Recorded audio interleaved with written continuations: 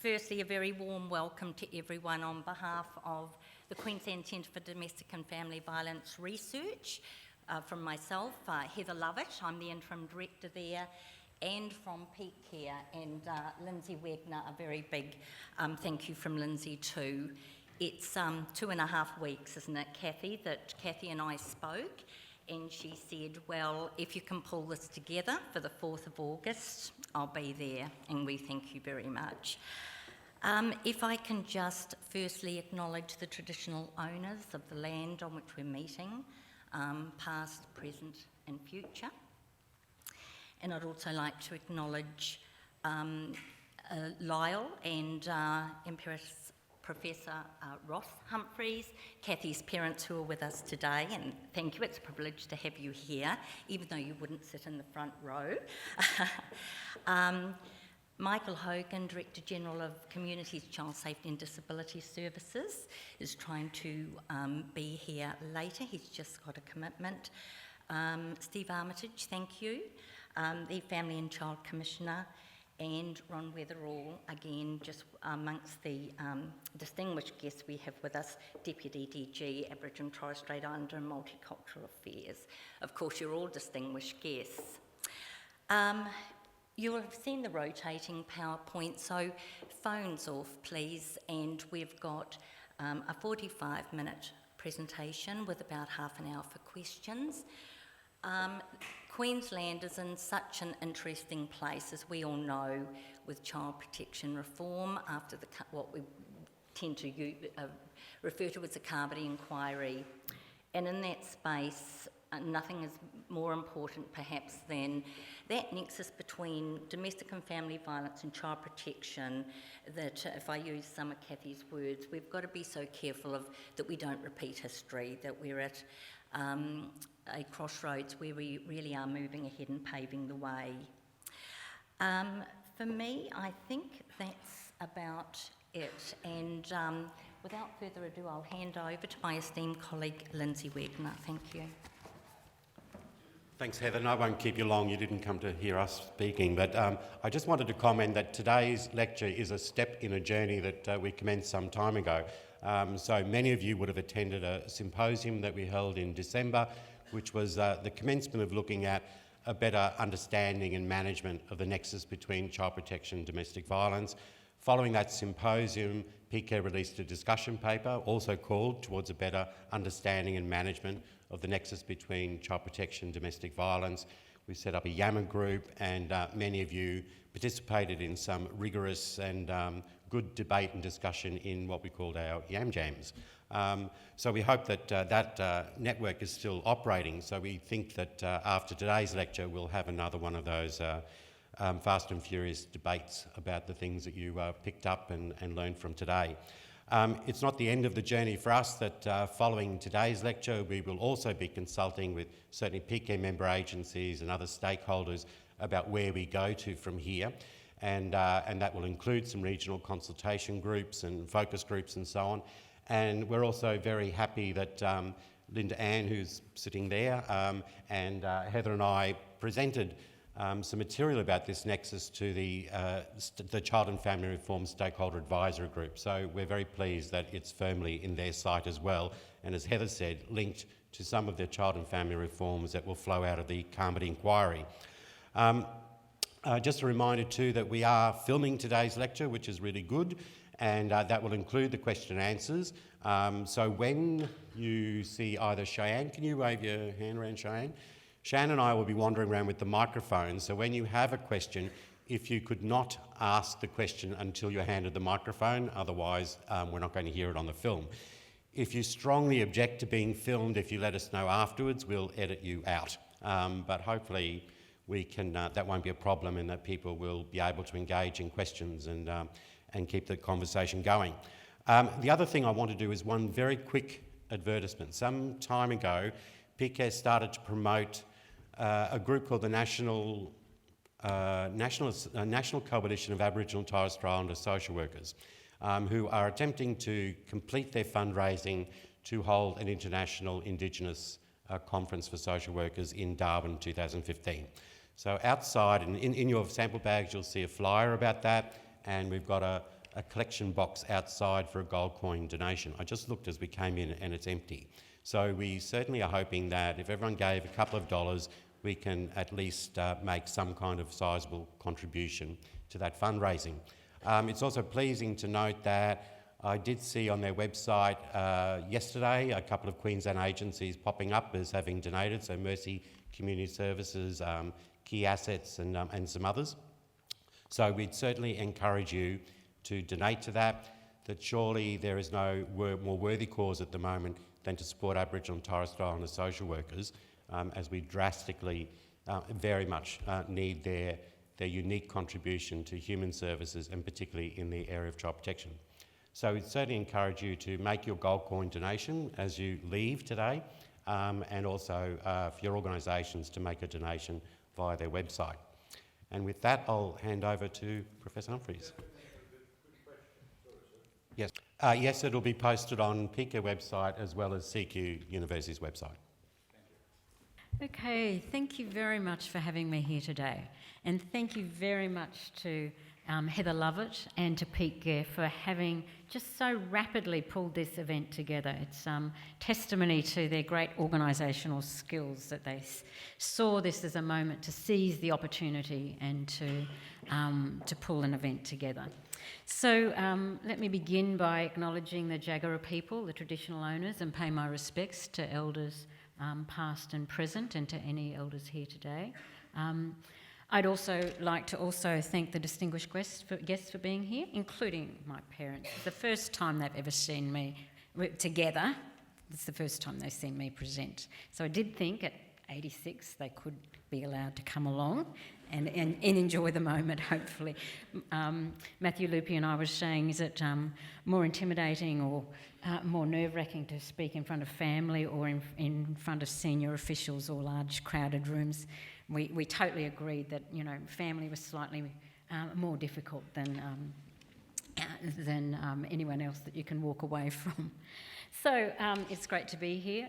I love coming back to Brisbane. I grew up and went to university here and did my first social work placement at Women's House in the early days when the first women's refuge was opening, and we had these massive collective decision-making, which seemed like about 100 people. It probably wasn't 100 people, but it was certainly some very heady days in the 70s when I was first involved with the issues around domestic and family violence. And certainly along the way there's been huge peaks and troughs, and I don't think we would ever have envisaged the sort of service system we have now with all its sort of problems and all its possibilities in terms of where we've got to today. So I think it's an unrecognisable moment from more than 30 years ago. I've been asked to focus on the issues around women and their children living with domestic violence, and particularly with a focus on thinking about the child protection links with domestic and family violence. So I realise that this is a moment when there's a lot of systems change, there's a lot of redesign and rebuilding that's happening. So in terms of thinking about these issues, I thought that I'd think about myself a bit as the architect. If I was an architect designing aspects of the response to women and their children, what are some of the building blocks that I'd be thinking about and using? So that's the sort of the little taking my own helicopter view about thinking about the sorts of system context in which you'd be wanting to operate. So I guess in terms of the little overview, you know, doing a little bit on setting the context, some clarification of terminology issues, and some of the elements that I'd like to be thinking about. So it won't be comprehensive, but really probably my little bits and pieces that I think are worth thinking about when we're trying to rebuild and redesign. And so I realise that there's a great deal happening at the moment. It's a very busy time, isn't it? That it does seem as though there is a commitment and response to the Carmody inquiry, and that has foreshadowed and paved the way or provided an authorising environment for change.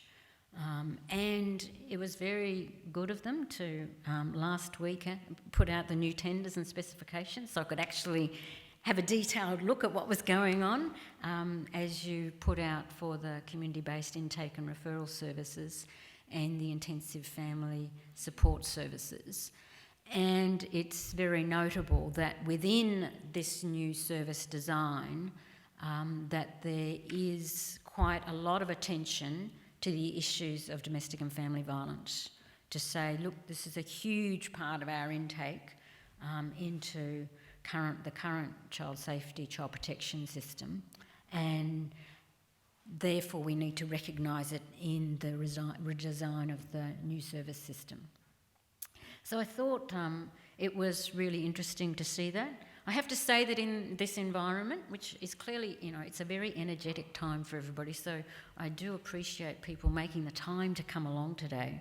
I know that it reminds me of a moment when I've got a friend in Victoria, Robin Miller, who's probably, about the most productive and constructive worker in this area, particularly in the child protection space.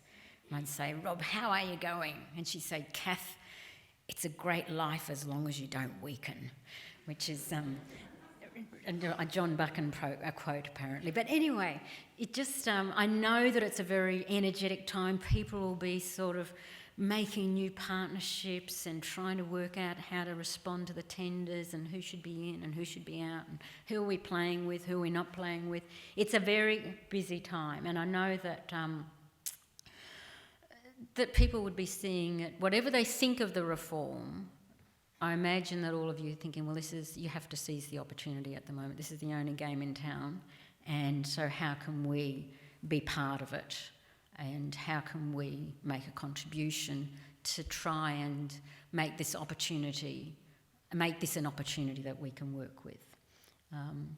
I have to say, in terms of my own position in relation to this, I don't really see myself as the expert coming in with any silver bullet to go, this is what you need to do. I don't see it like that at all. If you look around at your data and statistics, they look very much like the data and statistics in other jurisdictions. There's nowhere you can point to and go, this is the model, this is what we should do, they've got it right, let's just do this, let's cherry pick this whole thing. It seems to me that there isn't anywhere that goes, this is the model. There may, however, be some building blocks that are more useful than others. And so in terms of seizing my architectural moment, I would like to simply raise a couple of those issues and take this opportunity to get us thinking and triggering some ideas and some further thinking. None of which will be original, but maybe it's about just pulling some ideas together and validating what you are already thinking or directions that you might already be going with or not. So just a little bit of terminology. The definition I'm using, I've just taken this one from the Victorian Family Violence Protection Act. But just to say, when we're thinking about domestic and family violence, it's a broad definition that includes more than physical abuse or sexual abuse. That it recognises the gendered aspects of domestic and family violence. It recognises children, and that all of the behaviours that are involved in domestic violence aren't necessarily criminal. Also, at any point in time when one's giving a presentation in the domestic and family violence area, if you use the gendered language, which is referring mainly to women and their children as the victims and to men as perpetrators, then there's always a sense in which people will always say, well, what about the men who are victims or the women who are perpetrators? So just to reiterate the gendered pattern, I still find the British crime survey, though we have our own prevalence studies in Australia, the gendered pattern I find clearest from the British crime survey, where they all had 23,000 men and women doing a self-completion. Self-completion surveys work a lot better. That in fact the number of people that at any one time report being physically abused, you get roughly similar patterns between men and women. Where in fact, if you just ask the question, it's very easy to just go, oh, it's mutual, they've both been physically abused. When you look at the patterns, subject to 4 or more incidents, 89%. This is out of the same survey, okay? So when you look at what's chronic, when you look at what is the number of incidents, 81% were men against women. Women were overwhelmingly the most injured, 3 times more likely, and the most fearful, 3 times more likely. So that when you're looking at the area where, of course, there's the greatest concerns, when you're looking at severity, then the gendered pattern emerges. We do know and recognise it's not the only pattern there. So let's just think about foundations. And so, you know, if I was sort of doing my building, I'd be down there in the foundations, because you've got to create the foundations. Nothing else works if you're just doing one little part of the system. And so I do think that when we're looking at child protection and domestic violence and the synergies and the connections and the interface, you've got to look at the whole system, because you really do need the primary prevention. You really need to be thinking about the whole of the system design. And so when you're looking at it, this model is a slight variation on the public health model, and thinking about where the services for women and their children living with domestic violence should lie. It's very easy to always focus in that green crisis intervention triangle, and that's where we've tended to push all the resources, because the demand is so great at the crisis end. And, you know, when you're redesigning the system to shift from the crisis end, where child protection sits, to a greater emphasis on secondary prevention and intervention is the direction in which you want to be going. And that's why I think what I would like to say is just to validate and celebrate the fact that when you're looking at the redesigning of the system, it does look as though you're really pressing it towards earlier intervention and the secondary prevention end. To get in there earlier is really, and get all these families out of the child protection system is where you wanted to be resourcing and directing the approach. But the issue is it's tempting to put nothing into the universal services, the primary prevention, but on a ubiquitous problem like domestic violence, we will not treat our way out of this issue. We have to ask ourselves, what sort of a society do we want? We have to continue to lay the foundations in our schooling, in our early years, in our public advocacy campaigns. We have to be saying, what's the good society? What are the issues of gender equity, respectful relationships, and saying no to violence and abuse that we want to lay as part of a really significant part of the foundations for the society that we want. So we just can't get away from that, and we must continue to resource that area while we're shifting other parts of the system. You also are unable to do anything in this area in terms of making a real difference to the lives of women and their children unless you provide a significant social housing response or have affordable housing. That once women and their children feel entrapped because they don't have any place to go, then you do get very severe situations arising. And I guess the post-crisis is, let's still put some resources into resourcing and the recovery for people, for women and their children that have lived with domestic violence. And also, I think, too, that this is where we need to raise some issues about men and the sorts of services that would help them in the future to not be using violence and abuse as their first-line option.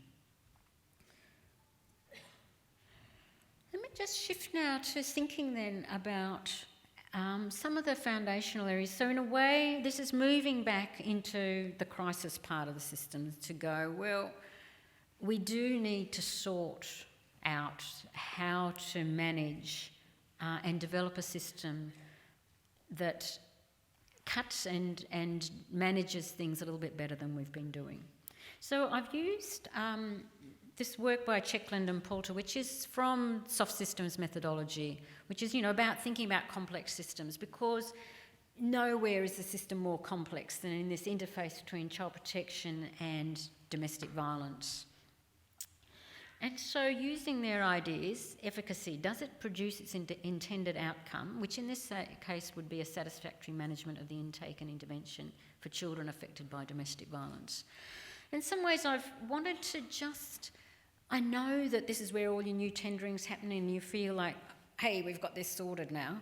I just wanted to validate, really, that this is the right direction and why it's the right direction. So looking at efficacy, looking at efficiency, does it do it with the best use of resources? Effectiveness, does it achieve a higher level of a longer-term aim, the safety and protection of children and their mothers? And is it ethically defensible? So that when you're trying to understand a complex system, it's not just about outcome. It's not just about input. It's about the different levels at which one would assess a system and its functionality. And of course, one of the issues that's been just driving a huge amount of the effort in this area is the fact that there's been an avalanche of police referrals to child protection. Other people as well, but the biggest referral source, and not just in Queensland but everywhere, is coming from the police. And look, it's a good thing. We want police to attend to children where they're attending domestic violence incidents. Terribly important. So, let's be encouraging. But there's been an unintended consequence on this. I just want to raise the fact, in Victoria, police are mandated notifiers for significant physical or sexual abuse of children and where the parent is not able to protect from this form of abuse. Now, actually, one of the misrepresentations in the area is police saying, well, we're mandated to refer under all incidents of domestic violence. And I can see that in the contracts you've tried to address this issue, because it is a really important issue, because in Victoria they go, oh, we're mandated. Actually, the legislation doesn't mandate you to refer all incidents of domestic violence to child protection. And I think that, there's been some conundrum in that area. And we're looking at reports that for the most part, 80% of our police reports to child protection go no further action. In fact, it's worse than that. In a lot of regions, it's more like only 12%. And I can see a similar story when I look into looking at your data as well. And looking at the police policy in Queensland, it looks to me from a reading, of a direct sort of lift from a couple of documents, that in Queensland, police feel mandated to refer a child resident at domestic violence location to child safety services. And when I looked at that, it seems to be policy, not legislation, and I can see that in the way in which you're reconfiguring the new service system, that you are trying to give police greater options than just the child protection route. And of course, that's the way of diverting and creating a different way of working. And you can see that, the current way leads to a doubling of 43,000 reports in 2011. It's probably gone up significantly since 2011. And most of those reports not meeting the threshold for notification. It's kind of hard to imagine that we got ourselves into this ridiculous space, isn't it? Where, in fact, most of this stuff goes nowhere.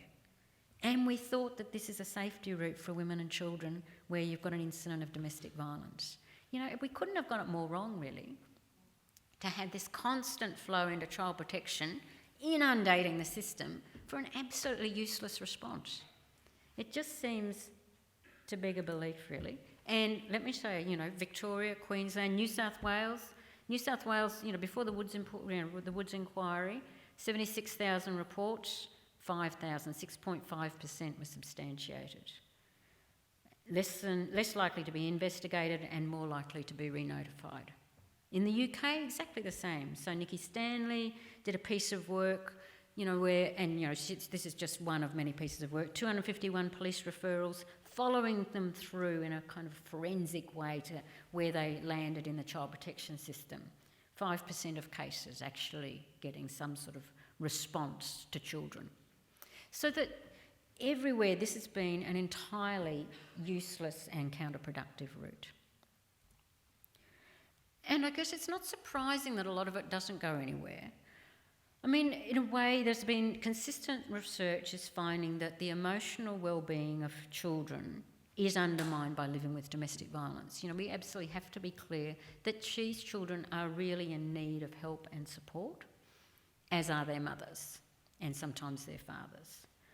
There's been study after study. In 2003 there were 118 studies that showed that there were significantly poorer outcomes on 21 psychosocial measures for children witnessing domestic violence when compared with other children. There's been many more since then to show that these children are actually affected. So that was very important that we get children's issues onto the agenda for domestic violence. But in any sample, at least a third are doing as well or better than other children in comparative sites. So that actually they're nowhere near the threshold for a child protection report. And so again, we sort of have to look at the fact that many of these children have a lot of protective factors operating, including with their mothers. And so again, it's just sort of reiterating the fact that we have to look much more carefully rather than just having a kind of an overwhelming response. So looking at some of the issues then around efficacy, does it produce its intended outcome, a satisfactory management of the intake and intervention system? Actually, the system we've had doesn't. Child protection is currently overwhelmed. The child protection threshold is really met. But the issue is, and you think, well, how did we get here? Well, the problem is it meets some of the requirements that people are looking for, that big organisations that are managing are looking for, One number. The police constantly say to us, we want to be able to have one number to refer to. And of course, the child protection number is the easiest. We want to have a 24-hour service. We want legislation which allows information sharing, and we want to be able to cover off on the risk. We are not child protection workers. We're not involved with children in those ways. We want to have this covered off. So I think this is why a major reason why we've landed in this space, and it's not just the police here, it's a whole range of other services as well, particularly education, looking for similar sorts of things. So that any new system has to cover off on at least some of those issues if you want it to meet some of the criteria that have ended up with our somewhat dysfunctional response. On the efficiency side, we know that once you hit child protection, this is by far the most expensive end of the system. And we've put so much of the resource into the tertiary end of the system at the expense of the earlier parts of the system. The big challenge is whether you can get earlier intervention resourced as well as statutory tertiary intervention. Effectiveness. On the negative side, again, thinking about this, child protection is not well set up to respond to family violence. And I guess, this is about the history repeating itself. There are very structural issues about why it's very hard to respond well to children living with domestic violence in the statutory child protection system. The biggest issue, I think, is that you've got an adult victim and a child victim, and that the child protection system is really established to set up to look after the child victim. They do very poorly in terms of being able to resource and think about the adult as victim.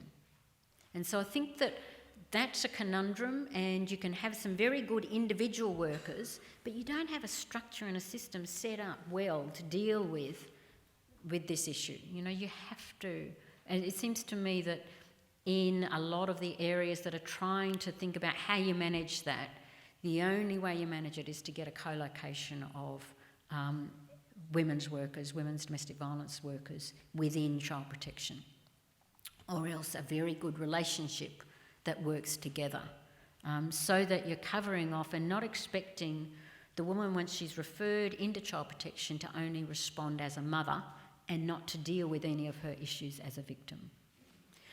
Child protection's also not had a long and good history of working with men and engaging particularly with violent men. And again, there are good structural reasons. You need to have a different system around the child protection system to support workers to be able to engage with and work appropriately with violent men. And the other bit about effectiveness, of course, is that once women recognise that when they ring child protection, that when they ring the police, they're also making a child protection referral, it closes down help seeking. On the positive side, you do get a minority of children that need to be in the system and where they need to get a good response, and some of this will happen through that route. I guess just to come then to the issues of ethicality, on the negative side, that women, so just what I've said, women ringing for help and an emergency are not making a child protection referral. And it is a travesty that when they ring at a domestic violence incident, when they're fearful, when they're scared for their lives, when they're scared for the lives of their children, that in fact you're taking it straight through to the tertiary and child protection response. That we actually need to be very judicious about the intrusion of the state into family life.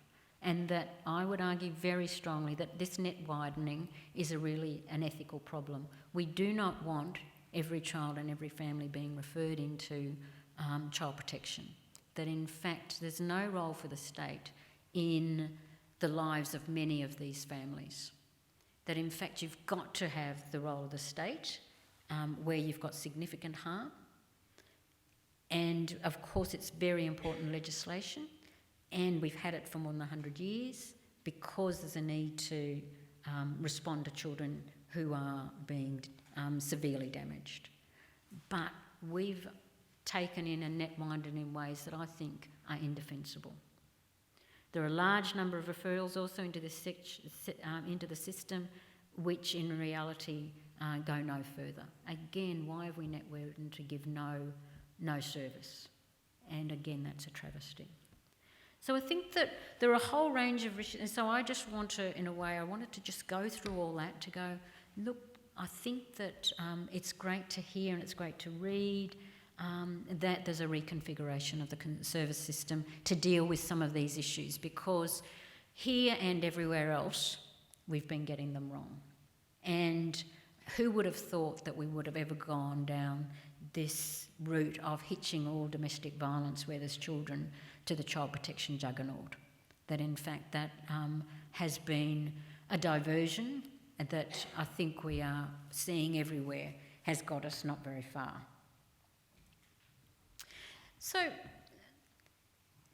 the thing about if you're going to shift the if you're going to shift this route of all children where there's domestic violence going into the child protection, statutory child protection system, then there's a complex scaffolding that's required to be built around any other response, you know. And so I just want to go through a couple of moments around community-based, pathways linked for women and children, deciding thresholds, localised responses, some thinking about the men who use violence and some of the women who use violence, and links to other services. And I guess I'd like to concentrate, if I've got time, on the particular issues in relation to alcohol and drugs.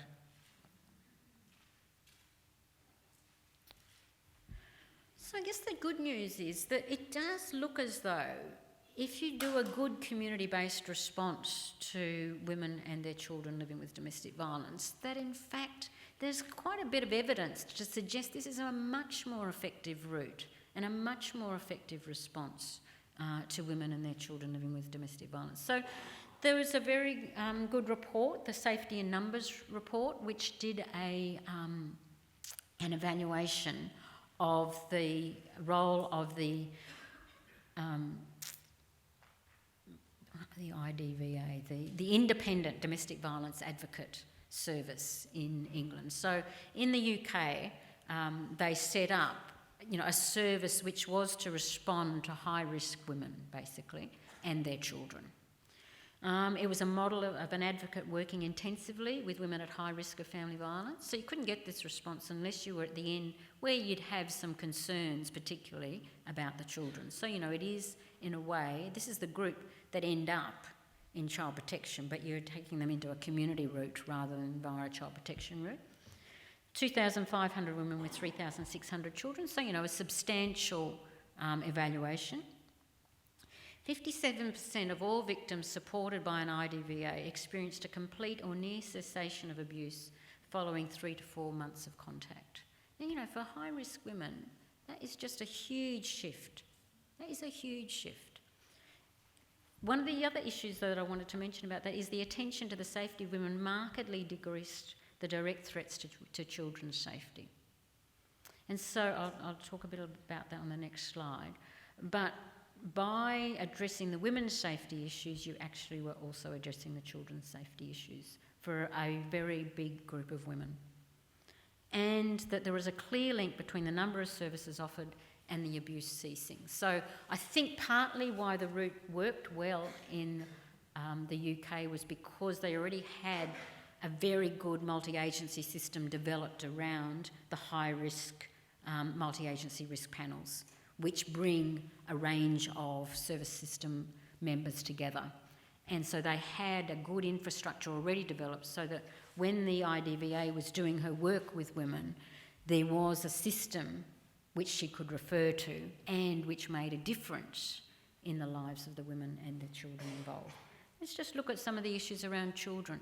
Because in fact, the report said very clearly, and the IDVAs when they were interviewed were saying, we don't do enough for children because we're not resourced to do enough for children. This is mainly a women's route and they haven't resourced the children's route. But actually in the evaluation, it showed that conflict around child contact, so for those children where there was conflict around child contact, that improved in the, from point 1 to point 2 by 45%.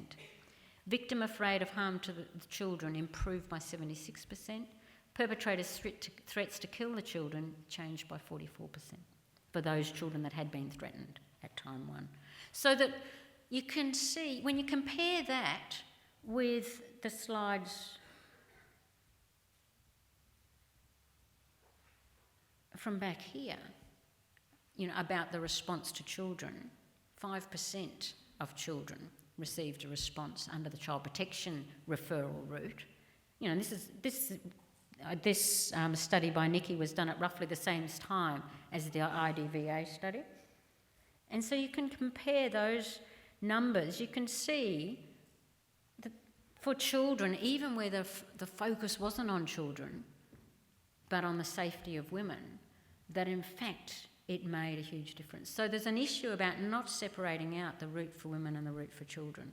And it's one of the things in Victoria we're trying to do at the moment, is that we've got police doing a referral to child protection as well as a referral to the women's services. And so we've sort of divided the route, and you'd hope in a reconfiguration of the system that you're trying to bring the route together so that you're recognising the links between women's safety and children's safety from domestic violence offenders. Now, that doesn't work the whole way that time, but you have to realise that that's the majority, that's the dominant space. And there's other times, and these are the children that probably need to be in the child protection system, where you actually, the child's issues are really, the child is still at risk of significant harm. So I think it's an interesting one, and one to sort of hold on to as part of the thinking around the reconfiguration of the system. Then there's also some issues around deciding thresholds. I guess this is an area of work that we've been working on in Victoria at the moment, and I was really interested to read this article by Peter Jaffe, who was one of the earliest researchers around children and domestic violence, and he's continued in that space for 30 years. He's going, actually, he and his colleagues did a really good overview of all the sorts of risk assessment tools that are out there, and to see whether there was a validated tool about understanding the children, the children who are at risk of significant harm from domestic violence. It's very clear there's not one.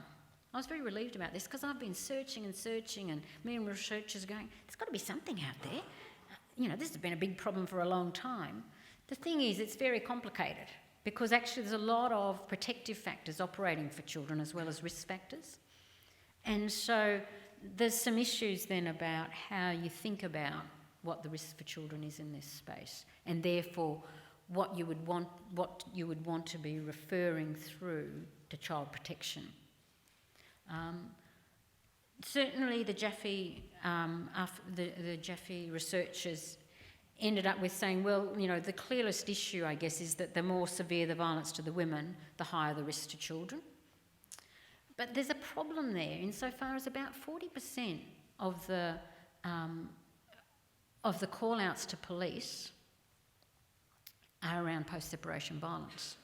And in Nikki Stanley's study, what was going through and being referred to the child protection, it was more than 50%.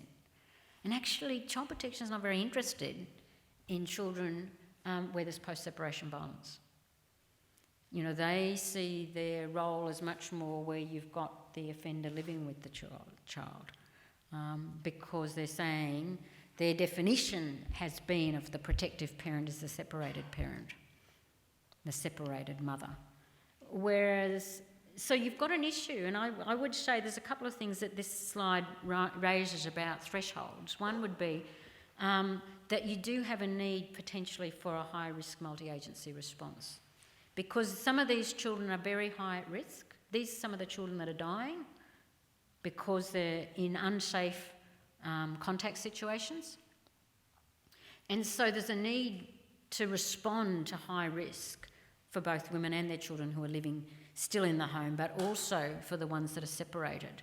Because one of the definitions around whether the child's at risk of significant harm is whether there's a protective parent. So it's a travesty to be referring into child protection women who are desperately trying, have separated, but are unable to either remain safe themselves or or for their children because of the child contact arrangements.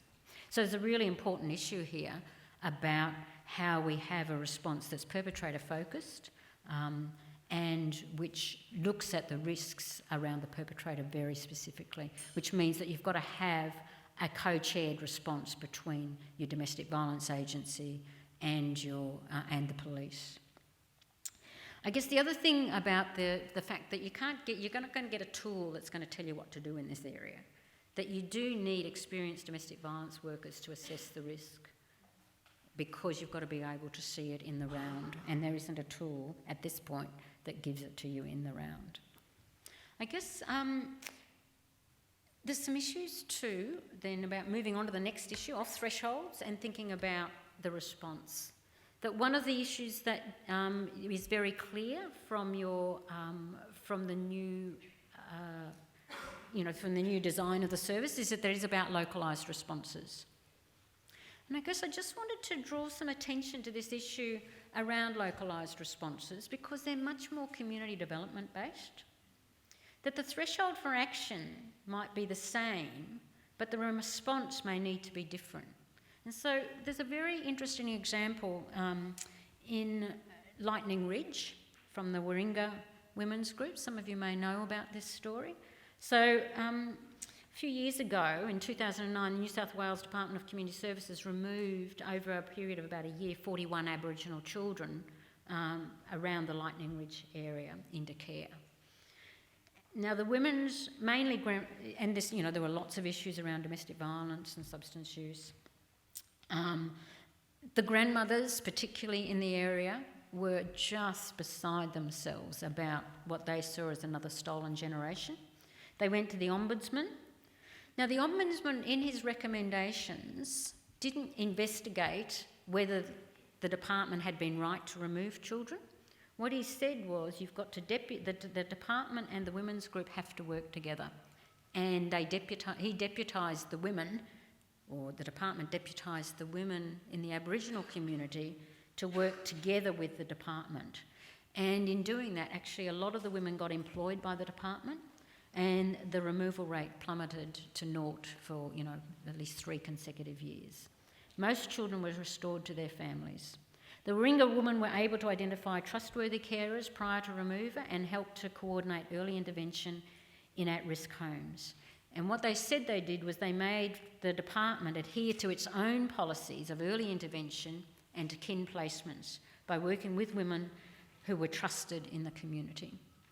Now, I'm not suggesting this is the only response in Aboriginal communities, or predominantly Aboriginal communities, but I do think it raises the issues about localised responses and having the flexibility to work in ways that are going to be responsive to the local needs and not just have a one-size-fits-all in terms of response.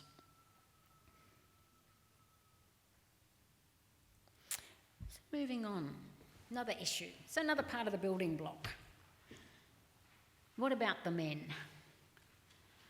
Because it's very clear that we're unable to move forward in this space without some response that's very appropriate for men who use violence and for some women in this space who use violence as well.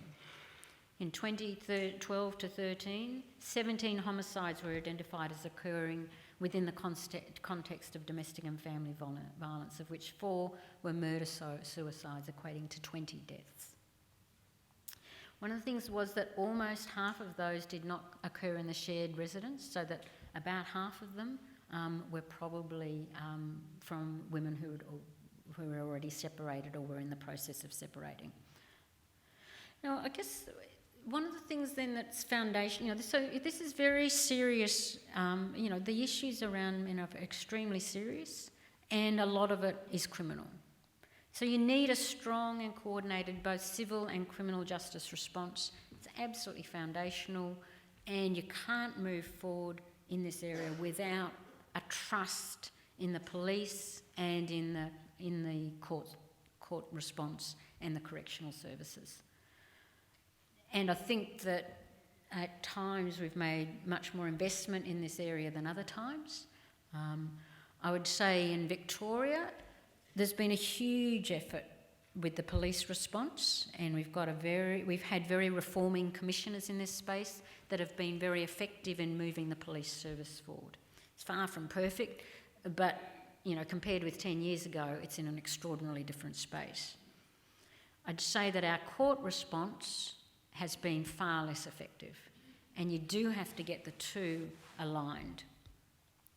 And without that space and without a good, strong, coordinated civil and criminal justice response, you also can't get child protection workers being able to work well with the level of risk and the level of violence.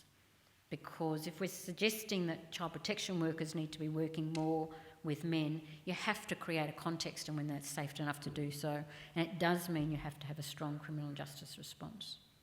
You've also got to have, within that, an absolutely consistent response from family law decisions in relation to children. And again, it's where we've done very poorly in this court space. The number of times if you interview women, where they're going, look, we're failure to protect in one space, and then we're an unfriendly parent in the other space. We have to do something about that. Interestingly, in Victoria, and I think in New South Wales, they now have workers working in the child protection space who are the liaison with the family law court. Now, I have to say it's this big, and it's a tiny response in terms of where you'd want to be at the moment. But at least it's a beginning recognition that the evidence about child abuse is not getting into the family law space and is not being acted on in the family law space appropriately. But it is an absolute travesty to tell a woman that she needs to break up a family, okay? It's either you leave him or we take the kids. Well, then you've got to provide her with the evidence to keep her safe and the children safe. The children are no safer if they have direct contact with a man that you thought she had to separate from because he's too violent. So that we really have to be working in that space, and if a child protection worker thinks that this situation is too safe for the child to be in, then they need to get together the evidence to say that this is an unsafe man and to say that the domestic violence is extremely dangerous to this child to the point where we're recommending separation. Well, she needs to be then followed through all the way through the court systems, including the family law systems, to create safety. We've drawn the boundary around child protection too narrowly. And so these children, what we know is that why is separation one of the highest risk factors?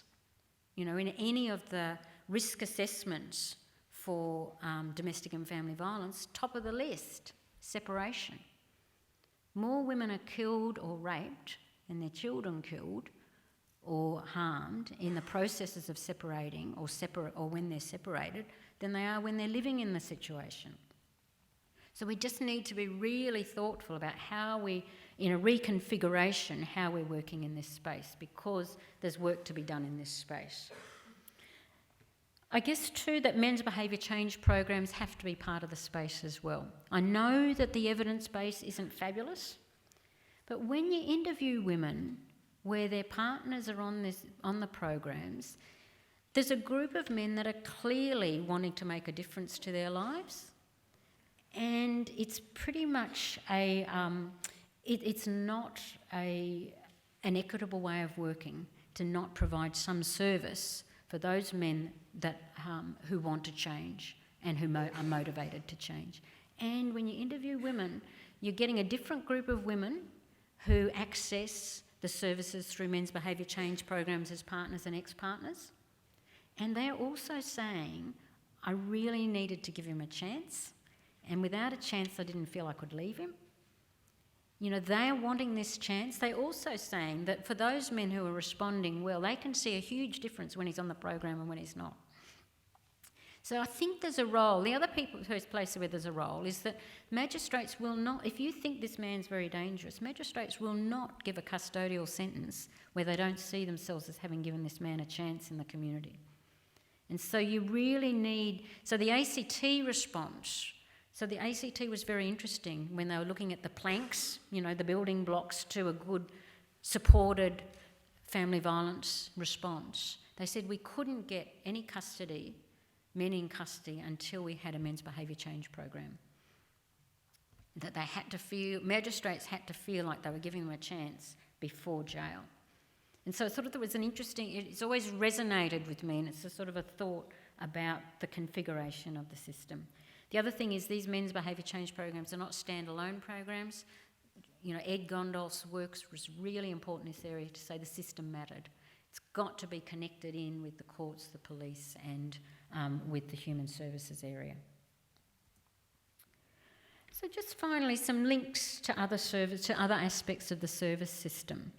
Because we know that the family violence services don't stand alone, and certainly in the reconfiguration of the system, we're not seeing necessarily that what you've got looks like you've got specialist and experienced family violence workers that are expected to be working in the new intake space and in the family support services, the intensive family support services, as well as I understand there's a tranche of money that will come into the family violence sector as in the future.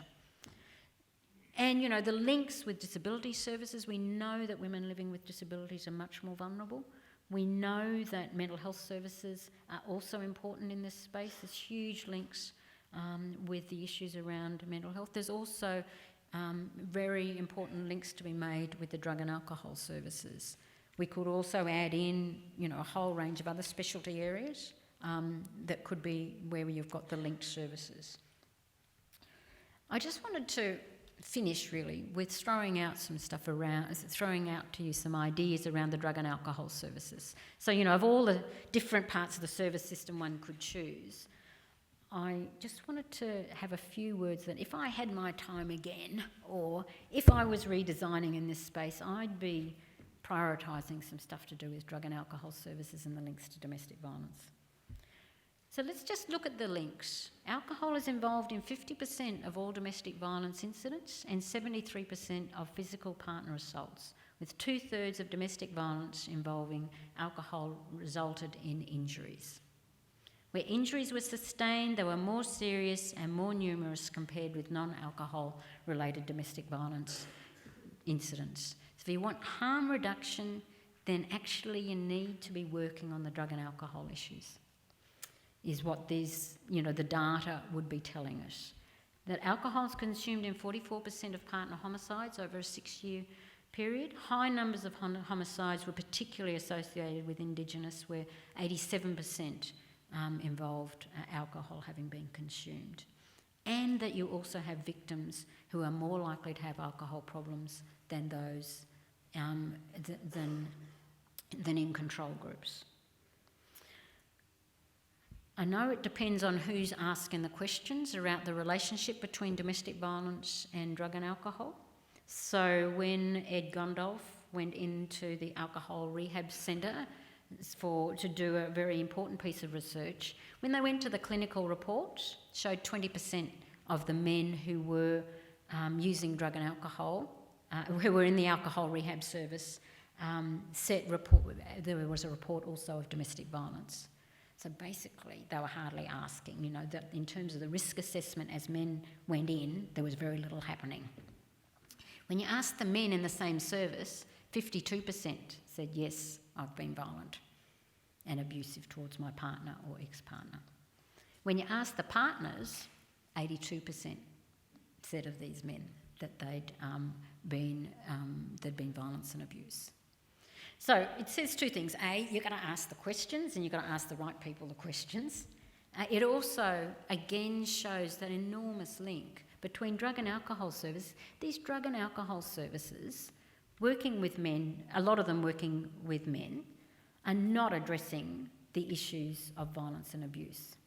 And similarly on the men's behaviour change program, we are not dealing with the issues of violence and abuse. And just as importantly, we're not doing it with the women's either. We've had 30 years of evidence to show that there are these major links between family violence and alcohol. And, it goes back forever, and we remain with an entirely siloed service system. Now, a lot of it comes back to the old chestnut of causality, that AOD, you ask any women's service worker, look, alcohol and drug does not cause family violence, that in fact women are also abused when he's not drunk. And fixing the alcohol problem won't necessarily fix the family violence problem. Similarly, fixing the family violence doesn't necessarily fix the drug and alcohol problem. Okay, so that is the territory, and that's been, in a way, the rationale for the separation of services. But let me say, I think there's some compelling evidence about the crossover issues. That the evidence of increase in severity of violence when you've got alcohol and drug issues is absolutely unequivocal. And if you ask women whether it makes a difference to them about whether the guy is whether the guy's on drug and alcohol or not, most of them would say that the severity level does decrease enormously. They feel more in control. They feel more able to take action when he's not drunk. And that harm reduction in this area is also a really important thing. It makes a difference about, it's different being punched from having a fractured skull. Neither is pleasant. All of it shouldn't be happening. But actually harm reduction in this space, in the domestic violence area, I would argue is really important.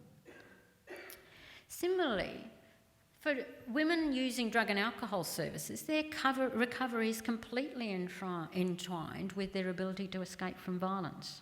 That women that continue in domestic violence relationships, virtually all fail to recover. So that why drug and alcohol services aren't addressing the women in those services and their violence issues is absolutely ridiculous and a complete waste of money. And similarly, in terms of alcohol and drug abuse, that in fact, alcohol and drug is a tactic of abuse. If you've been bashed up while he's been under the influence of alcohol, he just has to reach for the bottle, and it's a tactic of abuse. It sends fear through the children and through the women. And I don't think that either men's behaviour change programs or drug and alcohol programs are dealing with the way in which alcohol is used as a tactic of abuse. And it's time we did. We've got 30 years of evidence in this area. I think that in reconfiguring a service system, it would be good to look at how we joint train, how we provide services that look in an engaged way at both sides of this system. Because I think it would be one of the key issues that would make a huge difference to women and their children living with domestic violence. Now, it's clear that this is not easy territory, and I was very sort of heartened to see Claire Tilbury's discussing the issues in an editorial she recently did. And she talked about linking services, the maze of differing philosophies, eligibility thresholds, knowledge bases, service types, funding, contract arrangements, and ethical and legal considerations. So, and that applies to all parts of the interface between different service systems. She was dealing particularly with the links between child protection and domestic violence, I think. But you could see it applies to all parts of the service system. It's not easy territory. There's a huge amount of work that's required to get a good interface.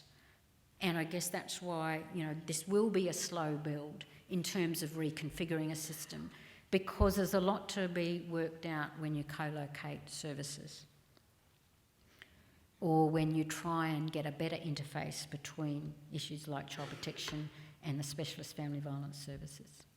So just to finish, it's always easy to see the problems, but the possibilities lie with the drive, creativity and resourcefulness of workers across this sector. The principles are clearly in this area around safety and accountability. I would argue that you just really don't separate the pathway for women and children. And the tertiary end of the system is that in the majority of cases would not be the starting point of referral for children living with domestic violence. And so my concluding comment comes from Gloria Steinman, that old feminist. Without leaps of imagination or dreaming, we lose the excitement of possibilities. Dreaming, after all, is a form of planning. And so I'd just like to wish you all the best and good luck with the reconfiguration of the service system.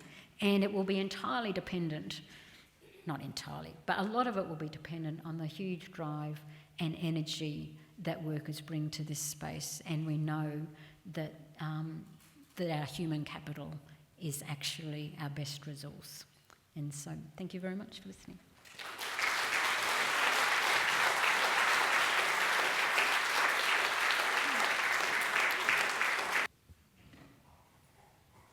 Thank you, Lindsay. Julie Clark, Acting Manager, Child Safety Training. You talked in your last comments about it being a slow build. My anxiety is that the build will be too quick. Can you comment on some of the steps in that slow build that you think will be necessary to make it effective? Yeah, look, when you look at the reconfiguration, you want it to all have happened yesterday, don't you? And what we know is, you've got to hasten slowly. And a lot of that is about building the service system response in a coordinated way requires a lot of trust between services.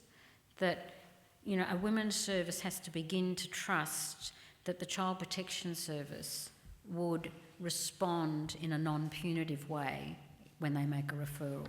They would have to know that when they're referring to a specialist alcohol and drug place, that in fact there'd be a gendered response and there wouldn't be some sense in which she was equally responsible for the violence that was being perpetrated, or that they would respond sensitively to her issues and the trauma that she may have experienced from violence. So there's a lot of trust that has to be developed, and that doesn't just happen like that, does it? So that I sort of have some concerns about the way in which you get a slow build that takes into account the relationship building that needs to go alongside. I also think that it takes a while to configure a localised response, so that you can do a one-size-fits-all, but you do need to be cognisant of what's happening or what's happened already in the service sector in terms of coordination of intake and referral and services, so that you're not having an unintended consequence of undermining good services that are already operating. Certainly when we've done some research on the regional committees, the regional family violence committees across Victoria, it was very clear that out of those 8 committees, some were much more functional than others, and a lot of it depended on their past history of working together. And that you sort of ignore those issues at your peril. So you are building on your history and thinking about how to work with your history, I think, is part of the slow build. Can I take that a step further, please, Cathy? Because one of the things that concerns me is the difference in philosophies between services that are trying to work together. And I find it really difficult as a feminist-based service to find a way through that and work with people who are far more focused in keeping families together, for instance, or other ethical considerations. I mean, I do think that is part of the slow build thing, isn't it? That you do have to have some fairly robust conversations about how, and why you would be, why is it that the family focus, putting women and children, is putting, the woman and the perpetrator of violence together in the same room to deal with the issue. I mean, sometimes there needs to be a lot of education about why that can be a dangerous thing to do. And have they done the risk assessment? Some of it is sitting down together to work out, well, what are the risk assessment issues, and what's the research tell us in this area too? What's the evidence base? Because sometimes people are working out of an orthodoxy rather than working out of an evidence base. There's a lot of evidence to suggest you shouldn't put violent men and their partners or ex-partners into a mediation or a family therapy process together. There's a point where you can bring them together, but there's a lot of work that has to be done before that, and so thinking about what the approach is a really important thing. Sometimes women can be very unhelpful in this space because they often underestimate, they're so keen to want to keep things together. They just want the violence to stop. They don't want the relationship to end. They can often say, well, I'm happy to go in. And, your relationship counselling worker will go, well, she said it was fine. And so it's really important about whether you've got agreed risk assessment protocols that don't put women in that invidious position where you have to put them in the same room together. But I think it's a slow build, it's an educational thing, and it's not easy because it does relate to this thing about having very differing philosophies, and we have to recognise that that's the territory. Hi, Janice Evans. I'm with the Department of Child Safety and with the Central Queensland University. I think what this lady said was, as much as we want these services and we want the interventions to occur, it is important that it's not done with haste, yet we want change to happen really quickly, like you said. I suppose I was picking up on a few things is, yes, the department is overwhelmed with reports that we don't respond to. However, it is reported and we're able to develop a pattern of history. So my query would be if intake goes out into the community and it's community responses, how do we as a department then get that information to know the history? Because some services will share information and some services will absolutely not give you information. So that, it's like the police reports you talk about. The police reports come in, very rarely do they actually speak to what they've seen with the children. They're speaking to the incidents of violence. So we really don't know what's happened with those children other than they were often healthy and the house was clean. So there's Very important. there's so many, just like family law court orders when women ring up and go, but I'm ordered for these children to go, but it's not safe. And we're trying to battle our way through the complexity too of family law court orders and women frightened of being breached. Yeah.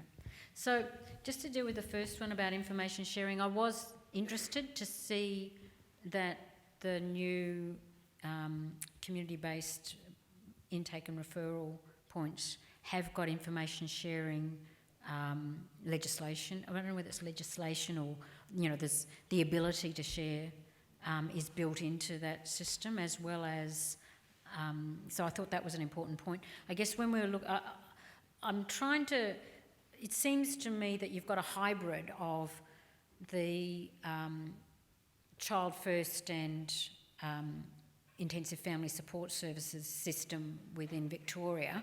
That's the model that I kind of keep on thinking about when I was reading through your tender document. But there's also some parts in there from New South Wales, because New South Wales has got their reports into family violence somewhat under control now because they've put in the units, the child wellbeing units. And so I think that there's a bit of a kind of a mix there of different things. I think that there is if you've got the ability for police reports and other reports to come into your front end, it doesn't really matter which front end they're coming in. If they're being recorded in that space, then you've got the information sharing that's legislated, or there's guidance for it, then it would seem that it's not that much different from child protection in terms of being able to record, particularly recidivism within that space. How many times have we seen this woman? I guess just to go a little bit further, when we were looking at this space, we've been looking at it closely in the northern metro region of Victoria, of Melbourne, so involved in a project at the moment. I thought that the space to get the triage that wasn't happening in child protection but rather happening elsewhere in the system would land in the child first, so in the family services space. But when we really looked at where you should do the triage, in the Victorian situation it seemed to be you needed to do the triage at the family violence service because, say Berry Street's got 12,000 women in their database. And so actually having easy access to that database and an immediate response to those women, and because we've got the safety notice system where you can't afford time, you've only got 72 hours to act, there was an agreement at the moment for this region to land in the family violence services space because the information sharing actually happens better where you've got the biggest database on women living with domestic violence or who have lived with domestic violence. So it's just an interesting issue. It's not going to land in that space in the way you've got it configured, but you could nevertheless draw on those databases. So would it be my assumption that those doing the early intervention and getting the early referrals would have a really good risk assessment framework, as in training of risk assessment framework? I would have thought that with your specialist family violence workers in that, as part of the intake and referral, they'd be needing to train up the other workers because they won't be able to deal with 6,000 or 7,000 referrals in a year. You can't have one worker dealing with that. They're going to have to all be trained to have a response that's more, a more experienced response to the family violence. I mean, the other thing, interestingly, if you look at the mandated reporting guide for New South Wales, the police have been trained to provide a lot more information about children than you've got in the Victorian space. So you do need to be looking at what police information is coming in to be able to make some decent risk assessments, because the early risk assessment at this point of intake is a pretty rudimentary one because it's not based on the woman and her information. It's actually based on what police report or what the education system reports or what the mental health service reports. Thank you. Pam Spall, Research and Evaluation, Croatian Kindergarten Association. Cathy, I noted the criticality of some of the sectors and the linkages. It's, some are more critical than others. Do you have any comments on the role of the early childhood education and care services, particularly the care part of it, as a building block of the community response? And I ask that in terms of what educators often say about children and families presenting in early childhood content. Yeah. So the early childhood area is not my specialty area, but it does seem as though we're clearer and clearer that particularly for vulnerable families, that early childhood space and the services provided in that space are where you're getting huge, if it's a good space, if it's a very sort of therapeutic space or a supportive space, that you're getting a huge difference in the families that use that, those early childhood services relative to those that don't. So, it's an absolutely critical space for working with vulnerable families, and that means not just having the child as the only focus, but having a family focus within those centres seems to be where we're getting the shift that makes the difference to how those difference to the outcomes for children in that space and the long-term outcomes for children in that space. The peri-preschool stuff, the Neurons to Neighbourhood, the Abyssinian, is that what they say it? Abyssinian projects, which are based within and have done long-term evaluations of the early childhood space, say this is the most significant space to work in and this is where we're going to get our biggest bang for our buck, is investment in this space in ways that are sort of therapeutic and supportive for families. My name is Richard West. I am a student of Master of Social Work and with qualification in psychology, experience in sexual harassment, disability and aged care. And I need to disagree with the rosy outlook we're presenting. In our society, is a lot of done as intervention, and my question is why such a little thing is done to prevent? There is almost no prevention in that tripod you presented. To me, that was all upside down. That I see that primary prevention and secondary prevention is supposed to be foundation of everything. Nobody talked to children, to teenagers about violence, family violence. The amount of unreported problems recorded in our society is humongous. And so I was just wondering, from your high educational status, if you could comment why so little? Well, I mean, I think it's a really interesting issue. I think that the crisis space steals the resource, basically, doesn't it? It sucks it up. There's a vacuum and it goes, and it sucks up all the resource. And we haven't focused anywhere near enough on the primary prevention space. I think that there's an opportunity with the new National Prevention Foundation that's been established, and every state has put funding into the National Foundation to run prevention programs that are both media, public relations programs, as well as public relations, the big programs for the media, as well as in schools and early education.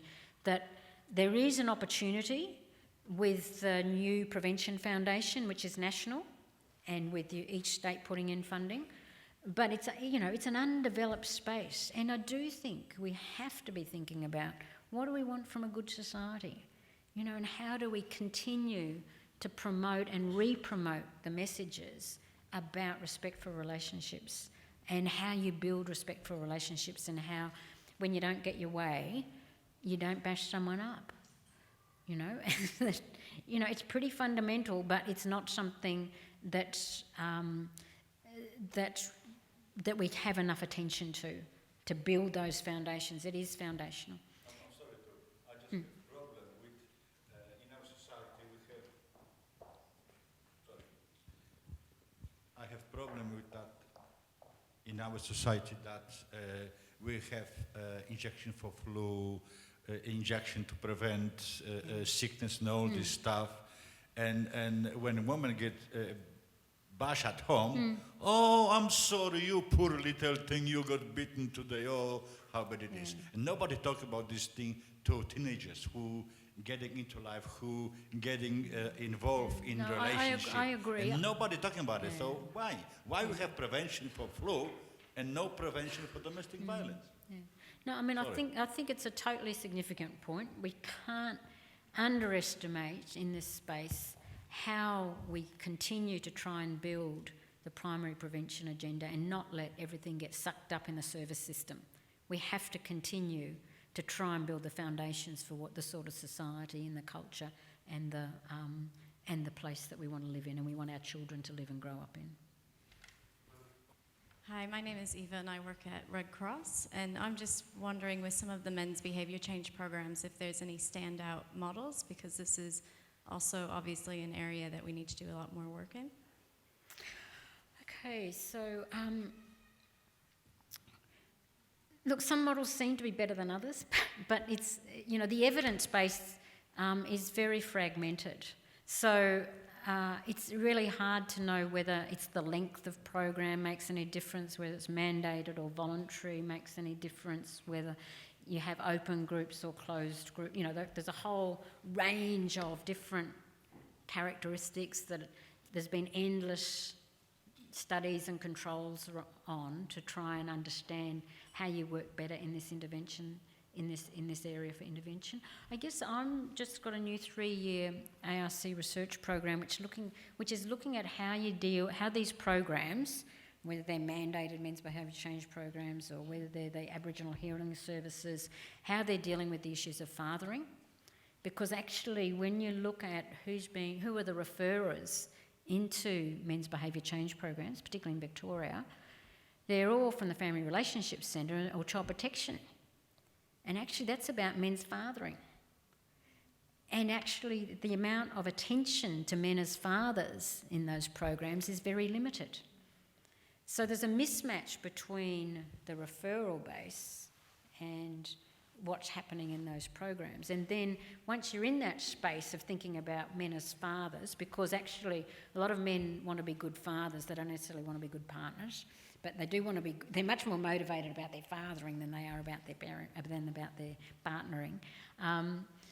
When you're in that space, there's a huge tension between men's behaviour change programs and fathering programs, about where do you fit them and how do you structure them into the program.